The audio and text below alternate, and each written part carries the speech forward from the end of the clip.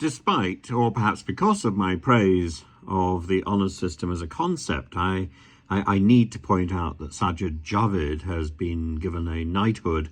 He's been knighted in the New Year's honours list as he prepares to stand down at the next general election. But that is despite the fact that when he was working at the Treasury, he used a tax loophole to benefit from non-dom perks while he was working.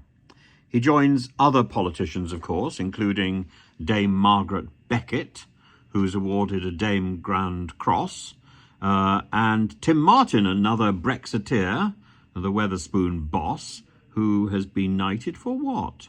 But Mr. Javid is the biggest political name, and this follows Liz Truss's controversial resignation honours list. That's partly because Liz Truss shouldn't have had a resignations honours list, as she was barely in the job long enough to open and close the door, closing the door being the best thing that probably was ever done upon her.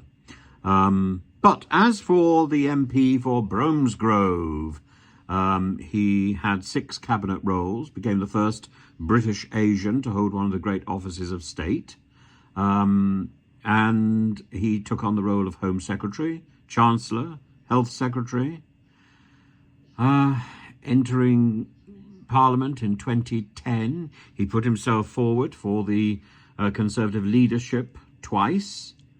It was his sensational resignation from Boris Johnson's cabinet in July 2022, not such a long time ago, that led to the appointment, unfortunately, of Liz Truss and then to Rishi Sunak in the top job.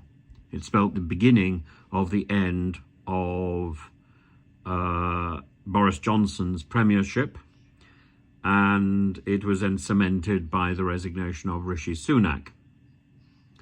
And Javid had, of course, previously left the role of Chancellor abruptly in 2020 after being told by Boris Johnson that he has to sack, or after being told maybe by Dominic Cummings that he had to sack all his own advisors if he wanted to keep his job. It's either me or Cummings. And Javid, at the same time, revealed that he had claimed non-domicile tax status for 6 years while he was working as a banker until 2009. And when he applied to become the Prime Minister, to take on the top job, he made the announcement about how he had kept some of the non-dom tax benefits through an offshore trust until 2012, a year after he had joined the Treasury as a ministerial aide. So quite a serious, I think, slap on the wrist, and something that should have, I think, debarred him from getting a top honour. I mean, I don't know really whether he deserves that, but on the other hand, is he better than the current wedge? I say wedge advisedly. I'm still stuck on my idea of the honours should be a signal of what is great in our society. They should be a beacon of hope. And I look around the rest of the Conservative Party and I think, well, there's not very many people there who deserve or should have top honours. I think it's extraordinary that Chris Heaton-Harris hasn't been offered something. I mean, he has managed to tidy up the mess left by so many others in Northern Ireland. Has he finished his job? Well, perhaps not.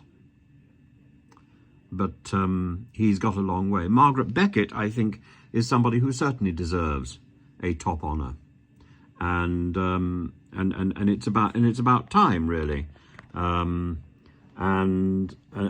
to see her